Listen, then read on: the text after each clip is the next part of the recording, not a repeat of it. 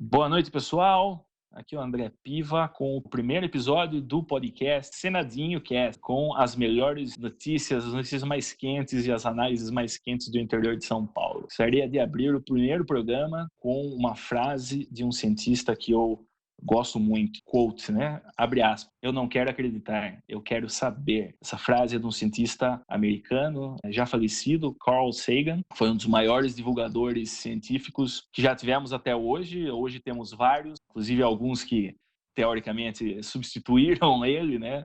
Hoje, então, o primeiro episódio do Senadinho Cast, o podcast onde eu recebo mais alguns amigos, todos com a mesma mentalidade da nossa região, da nossa cidade, progredir, que eu gostaria que essa frase fosse o norte de todas as nossas discussões.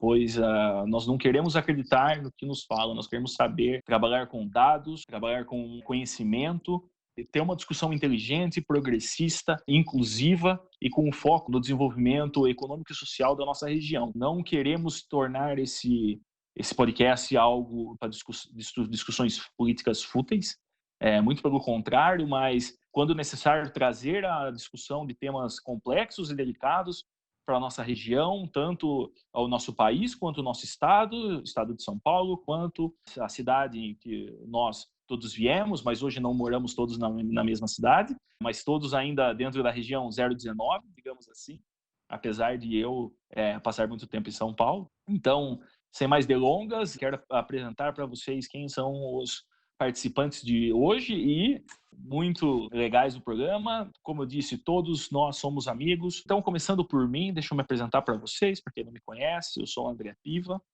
eu sou um pesquisador de ameaças em uma multinacional, eu sou da área de exatas, vamos chamar assim.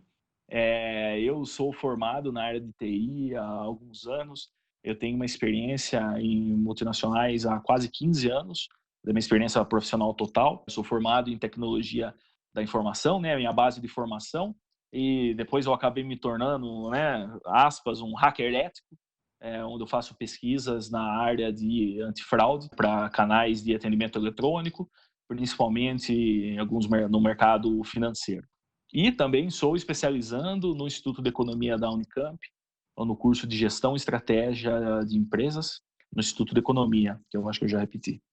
E eu não estou sozinho, estou aqui primeiro com o meu amigo de infância, gestor e advogado, Renan Correia de Mello.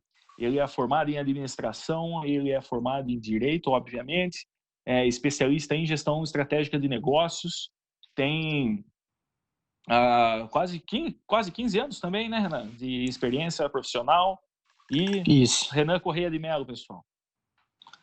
Boa noite a todos. É um prazer aqui falar com vocês. Gostaria muito que a gente estivesse, acho que sentado numa mesa tomando uma cerveja, né, pessoalmente, mas o momento merece essa situação, então estamos aí. É um prazer aí falar e participar. Obrigado, Renan.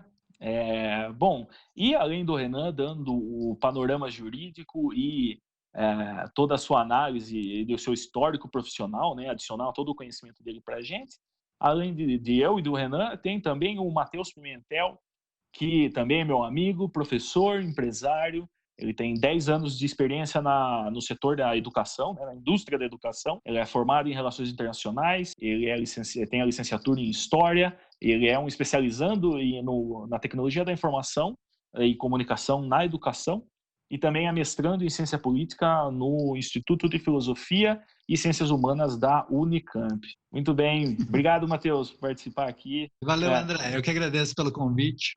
Assim como o Renan, espero que a gente possa aí bater um papo interessante, produtivo, que a gente consiga gerar informação interessante para a galera que eventualmente venha ouvir.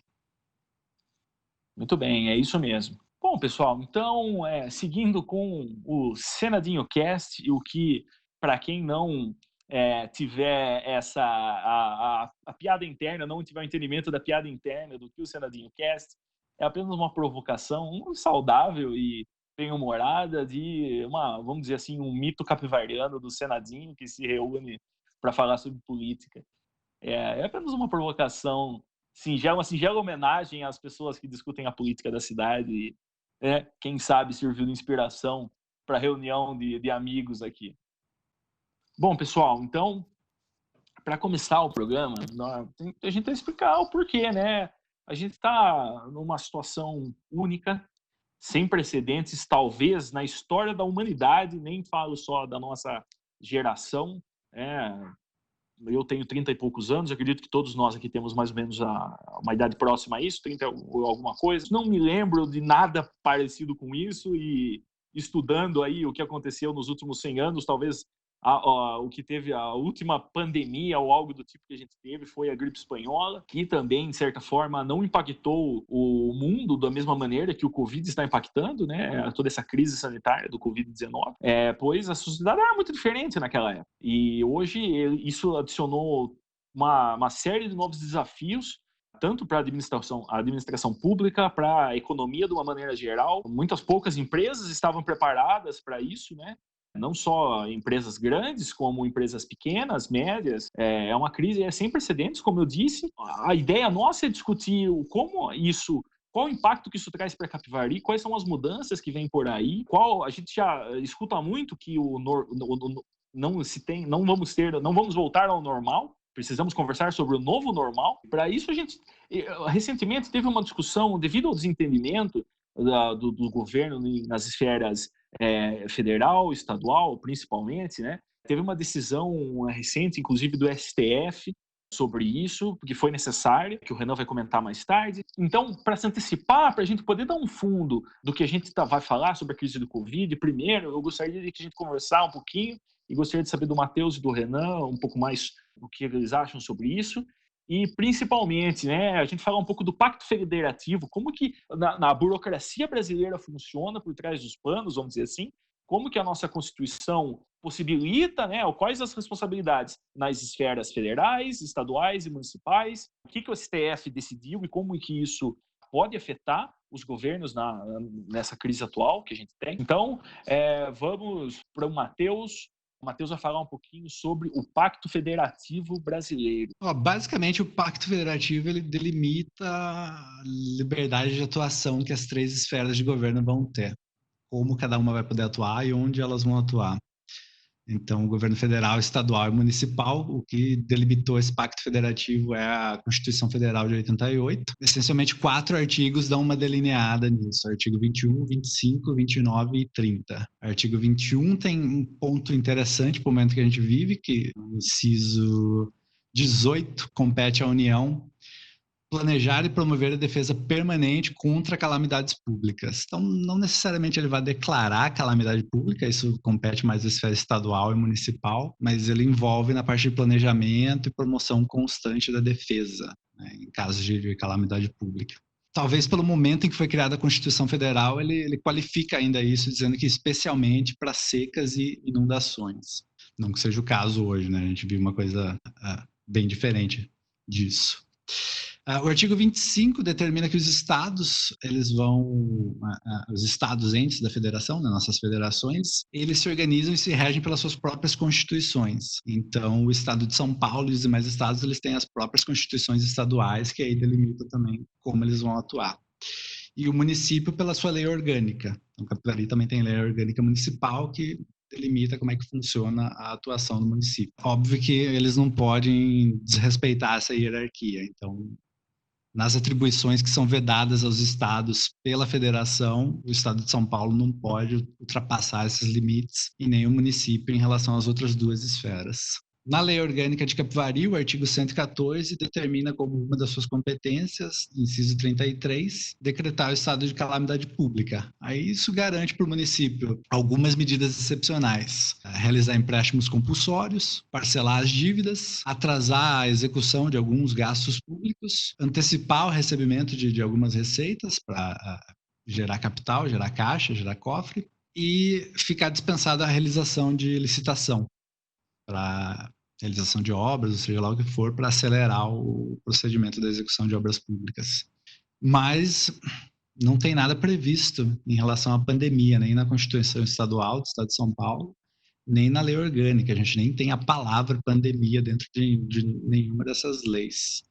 Então, em relação a como está pactuado esse pacto federativo, você pode levantar essa pergunta, né? As decisões do STF em dando mais autonomia para medidas restritivas, fechamento de comércio, nada disso está também escrito em nenhuma dessas leis. O que essencialmente o STF fez, né? Ele aumentou a capacidade de ação dentro desse pacto federativo, ele desrespeitou esse pacto federativo? Existe alguma possibilidade de ação de inconstitucionalidade dentro disso? Enfim, aí o Renan vai saber explicar muito melhor o que aconteceu em relação a isso. Se o STF simplesmente deu mais poderes dentro do que é o pacto federativo ou se ele cedeu em alguma medida o que esse pacto federativo garante. Então, por favor, Renan, a sua análise. Com certeza.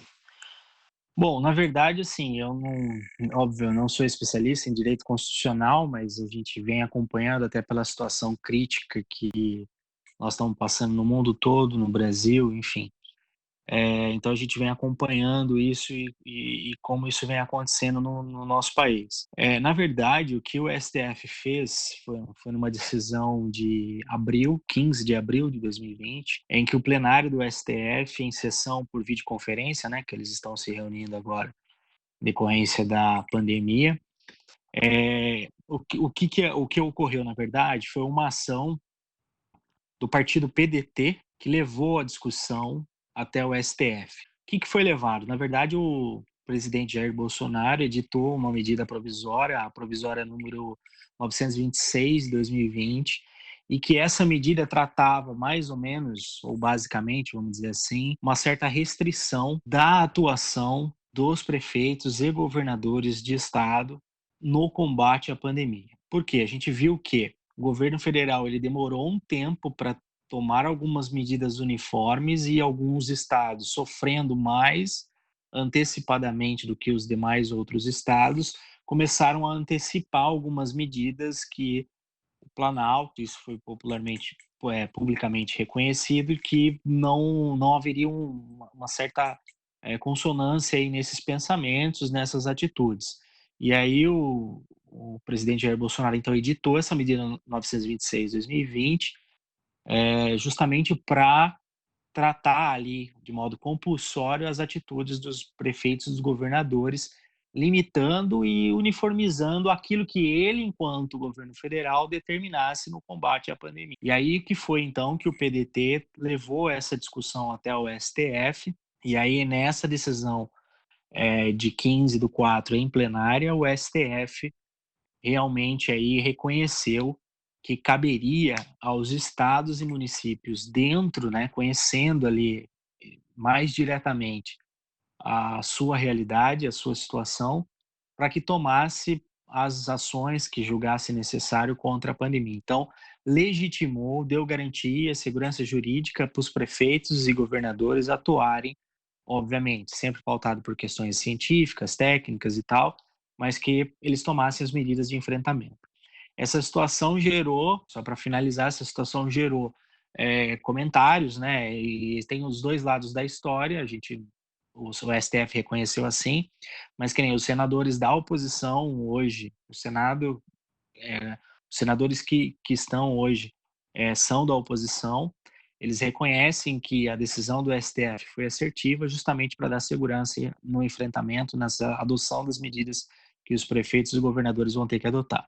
E os senadores que apoiam hoje o governo, eles temem, na verdade, aquilo que o Matheus tinha falado, eles temem que os prefeitos e governadores tomem ações que vão impactar diretamente, né, quando a gente diz quarentena, diretamente na economia, no fechamento do comércio, na queda da arrecadação de receita, desemprego e a coisa desencadeada a partir disso. Então, eles temem que isso, os prefeitos e governadores tomem essa situação e depois venham pedir socorro ao governo federal para que se socorram aí dos aspectos financeiros. Então, você tem os dois lados da moeda, essas duas situações aí, mas o STF entendeu que cabe aos governadores e prefeitos decidir implementar ações de enfrentamento na adoção contra a pandemia. Com certeza, ninguém melhor para saber a realidade de cada um do que o próprio prefeito ou o governador. Eu tenho certeza disso. Inclusive, nós aqui do estado de São Paulo fomos talvez os primeiros, ou algum dos primeiros estados, né, falando assim de uma maneira estadual, a tomar medidas mais ativas com relação ao combate ao do Covid. até pela necessidade, né, a maior parte, eu não sei, eu não tenho dado agora, mas eu sei que a maior parte, por exemplo, né, o que se aplicou diretamente em São Paulo, a maior parte do tráfico, o tráfico de pessoas para dentro do país, de fora, é pelo aeroporto de Guarulhos, em São Paulo, né, na cidade de Guarulhos, na região metropolitana de São Paulo, e a partir isso foi um dos motivos que causou que o foco inicial da doença aqui no Brasil fosse a cidade de São Paulo. E o estado de São Paulo de uma maneira geral, porque não são somente as pessoas que moram na cidade de São Paulo ou na região metropolitana de São Paulo que viajam, né? Em geral, a gente sabe que um percentual muito alto da economia do país é trabalhado aqui em São Paulo, e faz total sentido que nós tenhamos um entendimento melhor da nossa situação do que o governo federal, que está lá em Brasília, pensando no todo, né? E nós não temos como tratar o Amazonas e São Paulo da mesma maneira, porque são estados com questões assim de formação e de economias totalmente diferentes e que não necessariamente têm as mesmas necessidades. Eu sei que, por exemplo, Manaus é uma cidade que está sofrendo muito com a crise do Covid, principalmente porque é um estado do tamanho, talvez quase da Europa, como o Amazonas, tem leitos de UTI somente na capital. E a movimentação do estado do Amazonas é terrivelmente difícil pelo tamanho e pela falta de infraestrutura que aquele estado tem. Então, eu realmente entendo que, no meu entendimento, ninguém melhor que o governo estadual e o governo municipal para saber que medidas devem ser tomadas em cada momento. Agora, Renan, uma dúvida que eu tenho, eu fiquei com essa dúvida principalmente depois de assistir um vídeo da Gabriela Prioli, que é uma advogada, professora, se eu não me engano, do Mackenzie, também tem um trabalho no jornalismo da CNN, e ela estava falando, questionando exatamente essas responsabilidades que, de certa forma, sobrepõem umas às outras, né? Porque tanto o governo federal quanto o estadual e o municipal podem opinar, entre aspas, né? Não é bem opinar, mas podem legislar, né? Ou ter uma esfera de responsabilidade, né? Ter alguma responsabilidade sobre aquele tema. E eu fiquei com essa dúvida. Então, por exemplo, aqui a gente sabe que na cidade de Capivari, o prefeito segue muito à risca as instruções do governo estadual, do governador João Dória.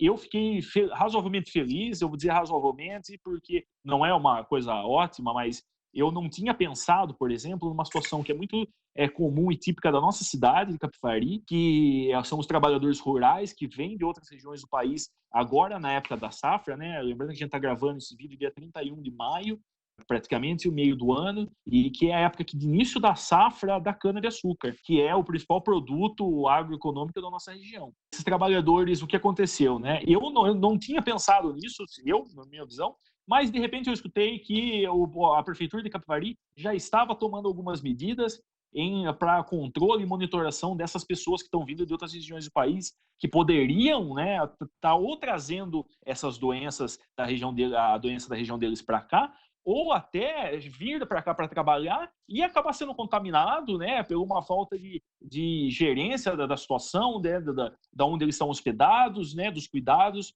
que eles não trabalham em casa, né, o trabalhador rural não trabalha em casa. Então, eu fiquei feliz pela prefeitura ter se preocupado com isso desde o começo. A prefeitura de Capivari, com certeza, o governo federal não conseguiria ter essa visão, dessa versão micro, né, essa visão micro da situação. E eu queria saber do Renan, então, por exemplo, como que fica essa situação a partir desse entendimento do STF, como que é lidado com essa, vamos dizer assim, o governo federal, a gente sabe que tem uma postura talvez muito mais reativa do que a gente gostaria que tivesse sido no combate ao Covid, e eles, inclusive, estão tomando algumas medidas questionáveis, vamos dizer assim, no ponto de vista lógico, que segue a ciência e que segue as principais recomendações, tanto da OMS quanto do próprio Ministério da Saúde, né? Como começou com o agora ex-ministro Mandetta. Então, Renan, eu gostaria de saber, com você, dar um exemplo de como que isso está sendo lidado e quais seriam os limites no sentido, algo que foi decretado pelo governo Dória. Por exemplo, recentemente o governador, na semana passada, ele publicou o decreto, daí você pode até explicar se foi um decreto, como foi legalmente falando o que ele publicou, e ele impôs algumas séries, a questão de transição de fases, e que cada região estava em uma certa fase, e o que legalmente falando, o prefeito de Capivari, se ele entender em algum momento que há algo que o governador Dória recomendou ou decretou não se aplica de uma maneira correta ao nosso cenário, qual o poder do prefeito em agir sobre isso sem ter um problema jurídico, né, ou de conflito de responsabilidades aí com o estadual e com o federal?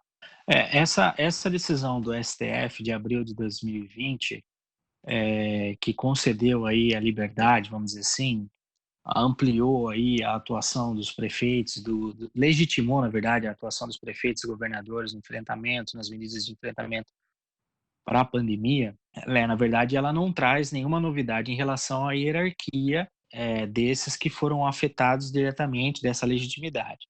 Então, assim, o prefeito, na verdade, ele tem que seguir, obviamente, aquilo que o governador do estado entender que assim é necessário para o seu estado. Então, o prefeito, ele vai poder agir, mas dentro dos limites de um decreto estadual. No caso, aqui em São Paulo, João Dória, então, ele tem algumas premissas, alguns parâmetros pré-fixados em que as prefeituras vão ter que seguir. Exemplo disso são aquela criação que ele, na semana passada, nesse último decreto, em que ele, vamos dizer assim, ele vai regionalizar o estado de São Paulo em alguns grupos de municípios, em que aqui em São Paulo nós estamos com Campinas, Piracicaba, Elias Fausto, Mombuca, Limeira, Águas de São Pedro, enfim, todas essas cidades no mesmo, vamos dizer assim, no mesmo pacote. E nós temos cidades, por exemplo, da Baixada Santista, que não estão nessa mesma situação. Então, o que o governador João Dória liberou para que o prefeito pudesse atuar de acordo, então, com a classificação que ele mesmo fez. Então, hoje ele liberou a possibilidade dos prefeitos aí, através de decretos municipais, conduzirem o assunto, mas outros que estão em outros grupos, outros municípios que estão em outros grupos, não podem agir da mesma forma. Então, ele colocou esses limites. Então, esses limites eles vão ter que ser seguidos. A Baixada Santista, como eu havia dito, ela está numa situação, vamos dizer assim, pior do que a nossa, segundo o governador do estado, ao qual classificou que não pode haver nenhum tipo de relaxamento do isolamento já decretado lá em meados de março. Então, eles vão ter que continuar, salvo engano, acho que até dia 15 de junho, nessa mesma condição, onde vai ser passado por uma nova avaliação. Então, o governo do estado, ele dá esse norte, ele dá fixa esse parâmetro inicial e depois libera para que os prefeitos, dentro da sua realidade, queira ou não aderir nos limites que ele mesmo já fixou. Então, exemplo aqui de Capivari, se você permitir, eu já posso falar sobre o decreto municipal de Capivari. Ele foi publicado, ele está datado do dia 29, salvo engano, acho que foi na sexta-feira, e já foi publicado também na própria sexta-feira, com aí os efeitos aí imediatos a partir de amanhã, segunda-feira, dia 1º de junho de 2020. É o decreto municipal 7.016, chamado aí de Plano de Retomada Gradual das Atividades Econômicas. Resumidamente, para que a gente possa entender, ele, obviamente, como eu já disse, segue os parâmetros fixados pelo Estado, obrigatoriamente. Teria início a partir de amanhã, 1/6/2020, onde ele permite serviços até então classificados como não essenciais a sua abertura. Ele flexibiliza a abertura de alguns serviços não essenciais. Quais são esses serviços? As atividades imobiliárias, as concessionárias, os escritórios, o comércio em geral e as galerias comerciais que o pessoal define e enquadra aí como shopping centers e tal, que Capivari não tem, mas é como se tivesse em algumas situações aí. Tá? Então, esse decreto ele vem flexibilizar esses serviços que até então, por serem não essenciais, estavam proibida a sua abertura. Como que vai funcionar essa flexibilização?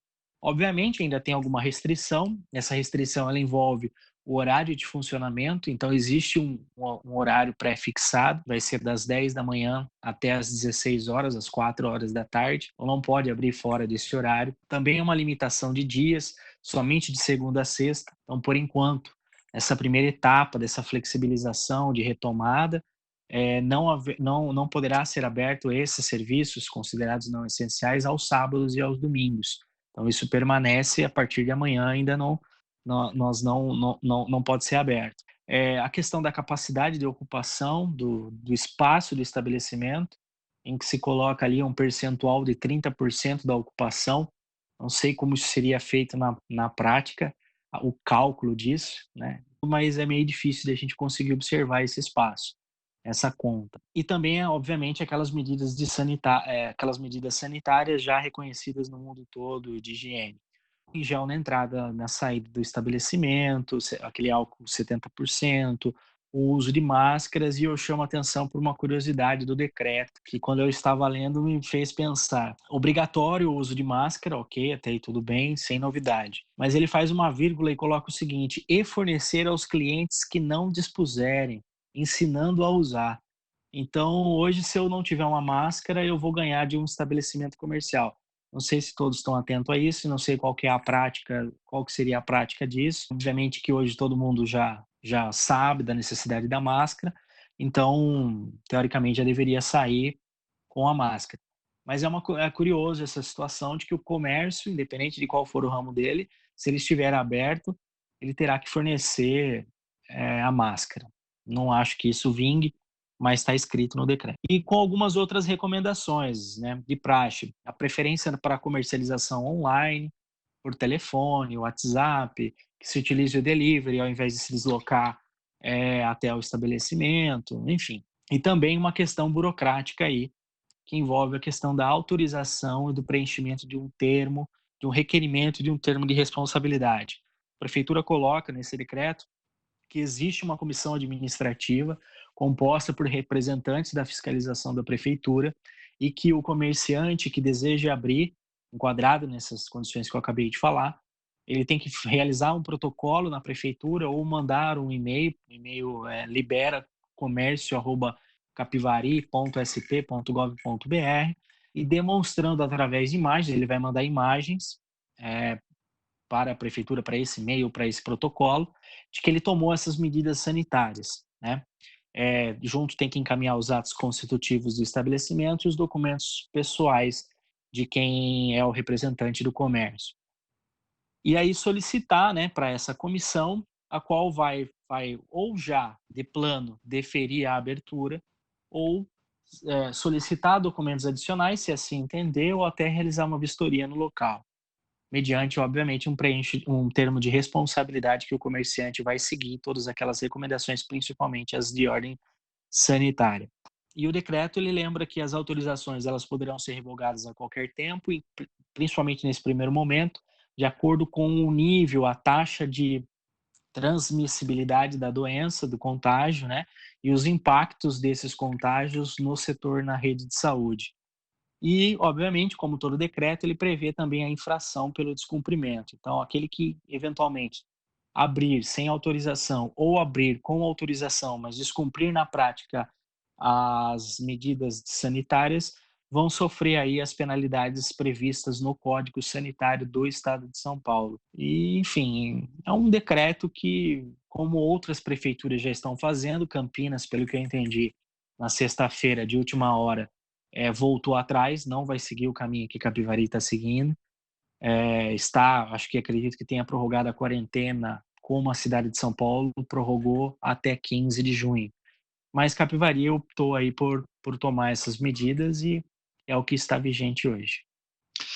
E só dando uma contextualização mais ampla daí desse cenário, o Estado de São Paulo, nesse plano de retomada, ele ficou dividido nas regiões que o Renan comentou, são as regiões de Departamento Regional de Saúde. Cada região equivale a um Departamento Regional de Saúde, são 16 regiões do Estado de São Paulo, e elas estão codificadas por cores, de acordo com a situação do espalhamento da pandemia, do número de leitos, codificando em 5 cores, e cada cor equivale a uma fase de reabertura.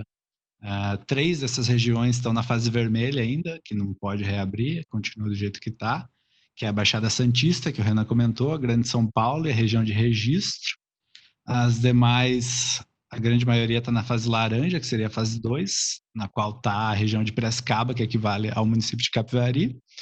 E 4 regiões estão na fase 3, que seria a fase amarela, onde você já pode reabrir, tem uma reabertura um pouco maior, inclui, além das atividades que o Renan comentou, incluiria o comércio como um todo, shopping center, salão de beleza e academia. Nenhuma das regiões do estado de São Paulo ainda está na fase 4, nem na fase 5, e dentro desses planos, nem educação, nem transporte ainda tem nada definido em relação a isso.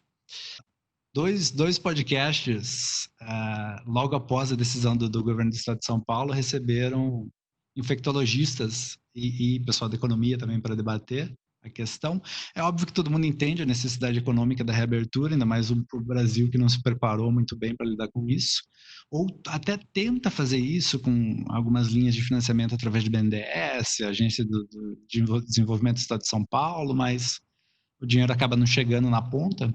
Mas mesmo levando em consideração as necessidades econômicas, o infecciologista do Instituto Emílio Ribas, Jean Goritchen, e Roberto Focaccia, da USP, da Universidade de São Paulo e Faculdade de Medicina de Jundiaí, ele participou do Estadão Notícias, e o infectologista Pedro Halal, da Universidade Federal de Pelotas, que participou do podcast O Assunto, do portal G1. Os três, de certa maneira, concordam que ainda é precoce a ideia de tentar retomar já. Então, basicamente, todo mundo vai retomar com muito, muito receio dos impactos que isso pode acontecer, entendeu?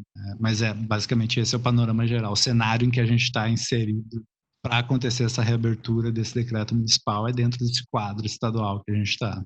Bom, eu queria fazer uns comentários sobre o que vocês falaram. Renan, eu achei curioso essa questão da máscara também. Eu acho que vem é uma coisa que vem, inclusive, de uma discussão que eu já vi alguns comentários na internet, o pessoal falando, no sentido de... Tem muita gente que acha que o mundo vai voltar ao normal, ao que era antes dessa pandemia, a dezembro do ano passado, e isso não vai acontecer. As pessoas, os CPFs, os CNPJs, e o governo também precisa entender, o governo em todas as esferas precisa entender que o normal, o que era antes, não é mais, vai existir um novo normal. E usando esse exemplo das máscaras que o Renan citou, do decreto da cidade de Capivari, eu acho curioso, por quê? Porque se você já está numa condição que a pessoa só deveria estar na rua, independente ainda do comércio, se ela já tivesse de máscara, isso por força de decreto, isso não é opcional, eu até vejo um porquê, né, de ter a loja como uma precaução adicional, ter a máscara disponível ali, assim como o álcool em gel e todos os outros controles sanitários, mas ao mesmo tempo eu também já ouço aqueles comerciantes falarem: mas agora eu vou ter que vender máscara, eu vou ter que deixar um monte de coisa aqui. E, gente, esse é o novo normal. Essa é a primeira vez que o mundo teve que lidar, o planeta Terra, né? Apesar de muita gente não acreditar que é um planeta, mas vai existir um novo normal, e como parte desse novo normal, vai ser que vai ser necessário que as pessoas usem máscara, e eventualmente pode cair a sua máscara no chão e sujar na água que corre na sarjeta, e você precisa de uma máscara. E talvez essa máscara disponível no comércio beneficiaria o comércio ali, porque numa situação que a pessoa não tivesse outra máscara e fosse seguir a lei corretamente, ela teria que ir para a casa dela, possivelmente pegar outra máscara, e ela ia ficar desprotegida nesse meio tempo, e talvez colocando em risco também outras pessoas, né, além dela. Eu não quero entrar muito na discussão técnica de saúde, porque nenhum de nós somos especialistas da saúde, mas isso realmente vai criar um novo normal no comércio. Provavelmente já estamos alinhando para ter alguém aqui conversando com a gente também do setor de logística. Isso a gente vai discutir mais a fundo em um próximo programa sobre isso, mas isso é algo que a logística é um setor que está sendo afetado muito, né, de uma maneira, talvez, não sei também se o setor de logística do Brasil e do mundo estava preparado para tudo isso. Inclusive, se notou já uma mudança muito grande no hábito de consumo, que o consumo pela internet, né, compras pela internet aumentaram de uma maneira muito significativa, e já começou a haver problemas com entrega, por exemplo. Os Correios e as outras empresas que realizam entregas não estavam preparados para uma mudança no cenário tão grande, tão abrupta, né, de uma hora para outra. Então, já se cria essa nova realidade que não vai mudar. e na minha opinião, assim, a visão que eu tenho é que não vai mudar. Muita coisa do que a gente está passando agora na quarentena vai se manter por um tempo, essas reuniões à distância. Um exemplo disso foi uma das empresas que fornecem software para reuniões online, né, aquela empresa Zoom, que, né, não querendo fazer propaganda, apenas para citar a manchete, era uma empresa relativamente bem sucedida no mercado. Eu que trabalho com tecnologia já tinha utilizado, já conhecia a empresa, mas era uma empresa relativamente pequena, uma empresa de nicho, e ela explodiu, se tornou uma empresa, não sei dizer quantas vezes o valor dela de mercado aumentou desde que a quarentena começou, porque é uma empresa que vive disso e tinha até um software promissor, né? Um software de boa qualidade, e bom o suficiente para que as pessoas já começaram a partir desse boom de uso, né? Essa explosão de uso, começaram a encontrar problemas, inclusive recentemente, há coisa de um mês e pouco atrás, descobriram uma falha de segurança no software do Zoom que causou um burburinho no mercado de segurança, porque muita gente estava usando e era uma falha relativamente séria. Mas mudou, e assim, a empresa se transformou. Muitas empresas, outras empresas que fornecem esse tipo de software, vão André, realmente ter um cenário mudado. Pode falar, Matheus. O Zoom, as ações do Zoom de janeiro saltaram de $66 para agora o patamar de $179. Olha isso, mais que dobrou, quase 3 vezes o valor da ação. E pense que quantos papéis uma empresa dessa tem, né? Vezes 3 ali em alguns meses, é muita coisa. Quem estava imaginando isso e comprou a ação do Zoom, né, nesse meio tempo, deve ter ganhado dinheiro com isso aí, né? Muito longe de apoiar esse tipo de coisa. Mas eu acho que a gente vai ter um novo normal, baseado em tudo que o Renan falou e que o Matheus falou. Eu acho que a nossa região vai também ter que aceitar isso. O comércio, inclusive, eu recentemente, talvez umas 2 semanas atrás, eu precisei quebrar a quarentena, e quero contar o exemplo, o que aconteceu, porque eu acabei conversando um pouco com o proprietário da loja, que foi quem me atendeu. Eu precisei comprar um agasalho e conversei com o proprietário da loja.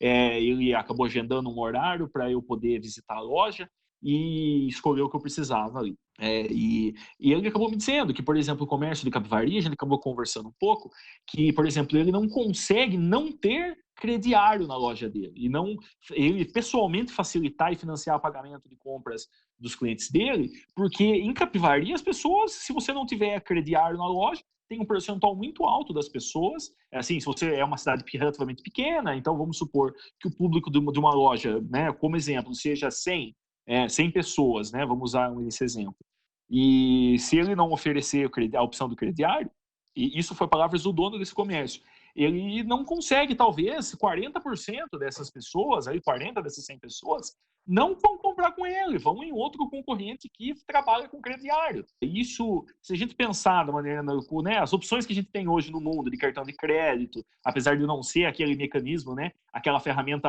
ideal para parcelamento de pagamento, por exemplo, que é o maior motivador do crediário, né, ele está disponível para todo mundo aí, a um relativo custo baixo. Acredito que não seja difícil para ninguém conseguir um cartão de crédito hoje. E mesmo assim existe essa dificuldade. Então, o comércio, a indústria e todo mundo do interior vai ter que entender essa nova realidade, vai ter que se adequar.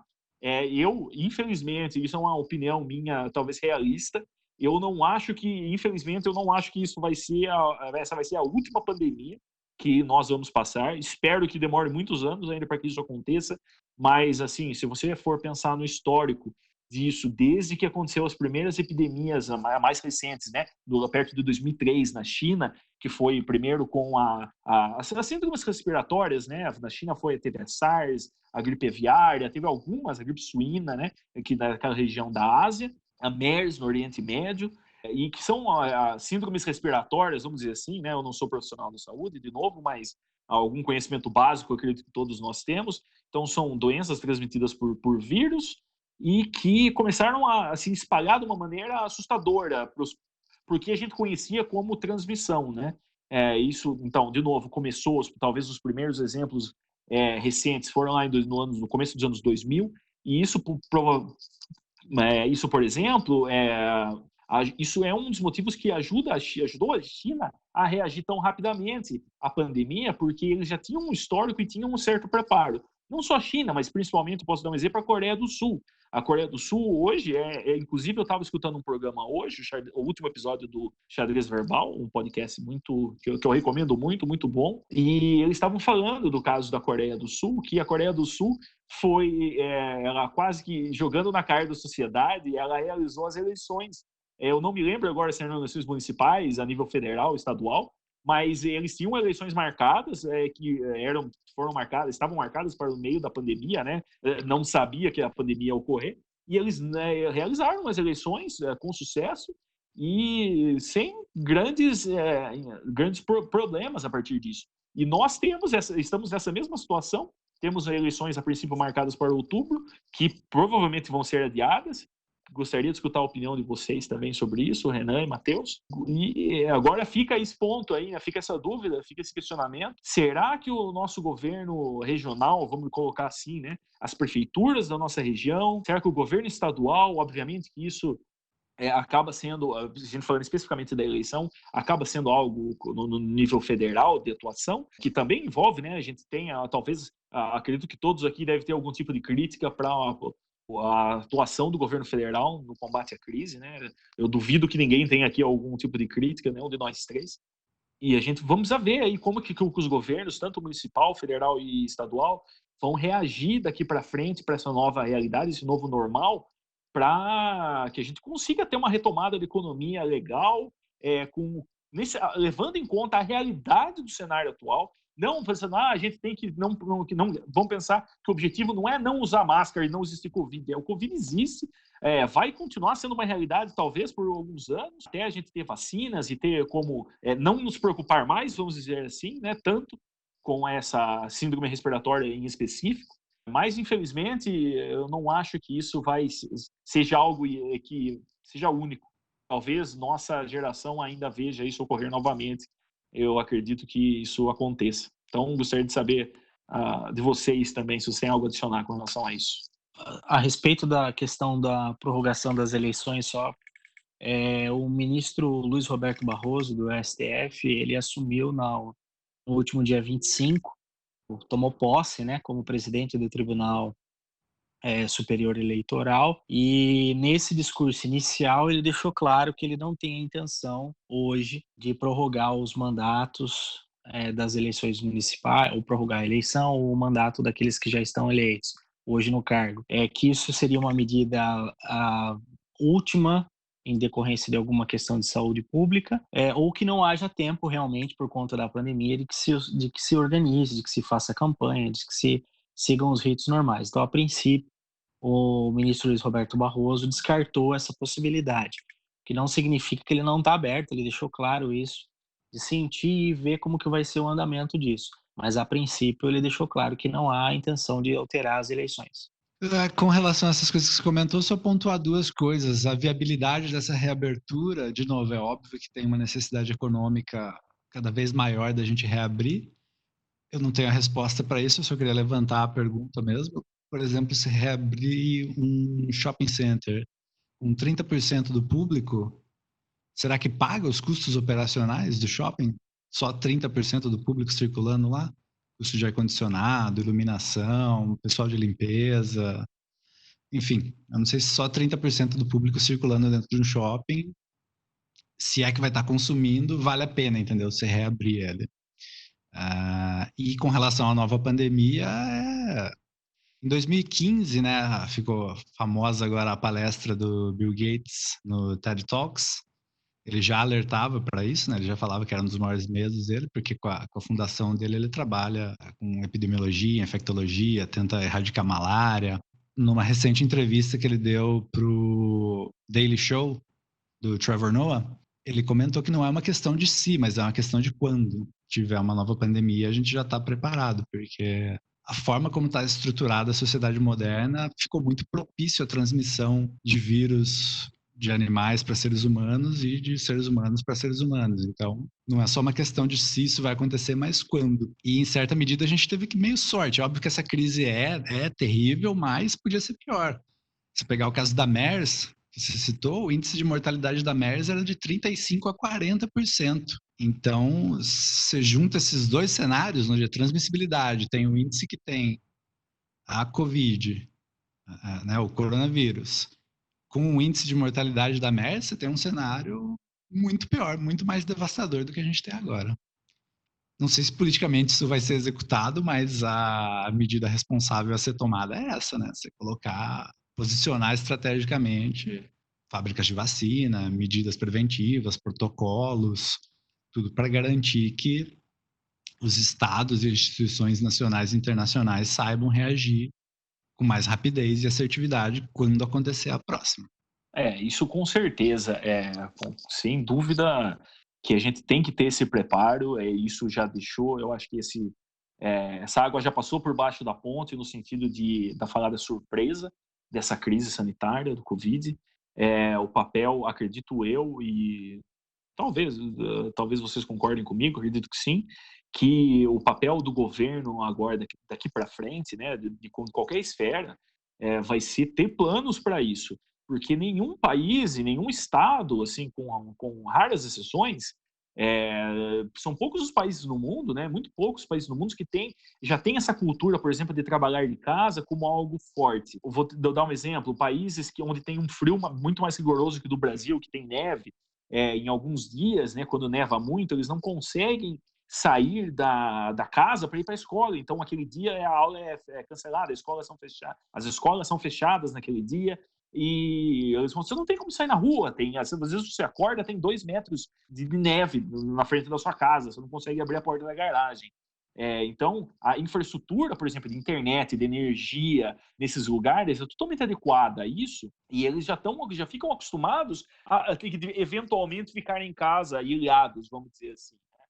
Inclusive, é engraçado que o pessoal que eu já trabalhei dos Estados Unidos, da região da Geórgia, no sul dos Estados Unidos, eles, Atlanta, falando da capital, eles têm é muito difícil nevar em Atlanta, o frio rigoroso que eles têm, obviamente que não é a mesma coisa aqui do estado de São Paulo, mas é parecido com o que a gente tem aqui no sentido de ter aquela uma semana de frio, relativamente, não tem tanta neve lá. E quando neva em Atlanta, que eventualmente acontece a cada alguns anos, né, a cidade para de uma maneira total, porque eu lembro muito que teve uns anos atrás uma pessoa que trabalhava comigo de lá, chegou um dia no trabalho e falou, eu preciso sair mais cedo para buscar meu carro hoje.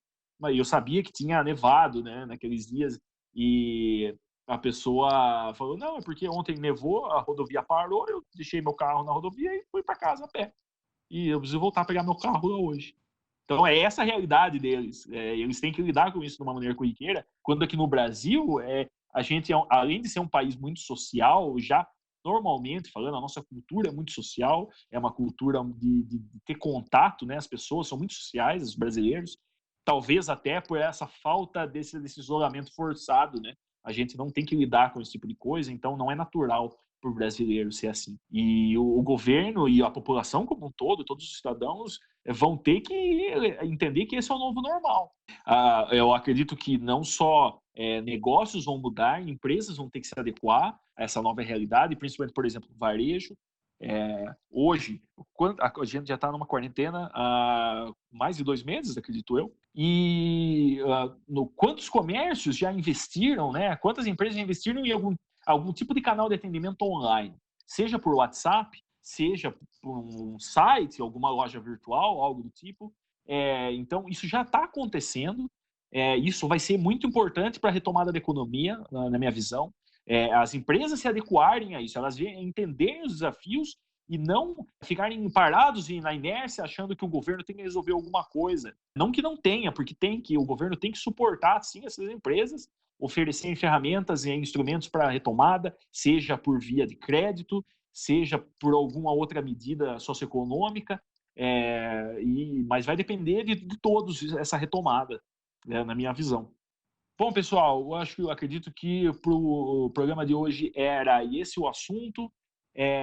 Eu tenho um último tema que eu gostaria de trazer, apenas uma reflexão que eu gostaria de fazer e contar para vocês que estão nos escutando uma experiência que nós tivemos. Hoje é o primeiro programa do nosso podcast, primeiro episódio, e nós já tínhamos um convidado para o programa de hoje, que é uma personalidade pública da região política, e gostaríamos de ter, nós convidamos essa pessoa, né, para estar aqui com a gente, exatamente para a gente ter uma visão do lado do poder público, né, e como que essa crise está afetando também o poder público, e ele nos devolver, né, nos fornecer muita informação sobre, até no nível de transparência, né, para a gente entender quais são as ações efetivas e qual o planejamento que o poder público está tomando.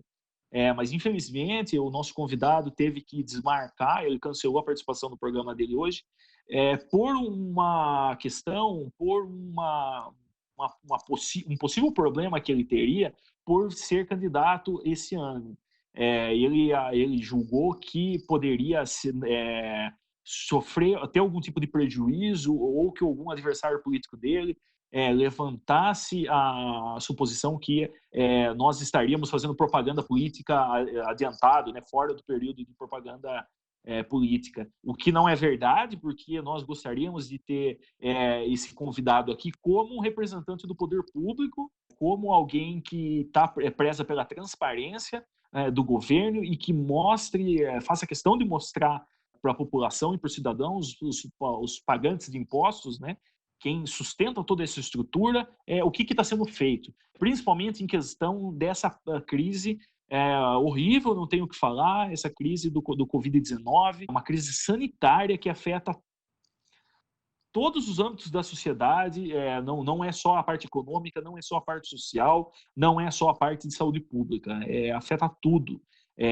Muita gente acaba tendo essa impressão, infelizmente, devido, acredito eu, né, minha opinião isso, devido ao desentendimento do governo federal, e principalmente, né, federal e estadual, muita desinformação acabou sendo criada por motivos ruins, vamos chamar assim, e eu gostaria eu fico pensando, né, eu gostaria de fazer essa provocação para vocês, se uma personalidade política, alguém que está envolvida ativamente no cenário político da região, tem esse receio que uma mera participação num debate possa acabar trazendo esse prejuízo para ela, como se fosse algum tipo de propaganda política, eu gostaria de entender, então, o que a gente poderia fazer no lugar disso, né? E encontrar alguma solução, porque se for assim, nós vamos poder somente conversar com essas figuras políticas no momento da eleição, depois eles não participam mais, então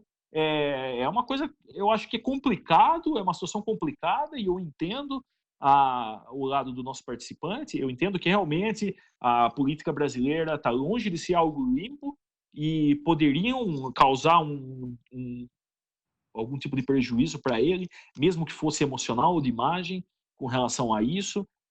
Mas é uma situação complicada, né? Como que o cidadão fica nesse meio tempo? Como que ele tem o retorno da informação, do que está sendo feito aí pelo poder público, né? É uma questão complicada. Então, eu queria só contar isso que aconteceu, deixar essa provocação, talvez, no ar aí, de como a gente conseguiria resolver esse problema, e fazer os agradecimentos, as mensagens finais desse do primeiro Senadinho Cast. Eu queria agradecer a participação dos convidados, entre aspas, de hoje, que eu espero que não sejam eventuais convidados, mas sim participantes fiéis do nosso programa.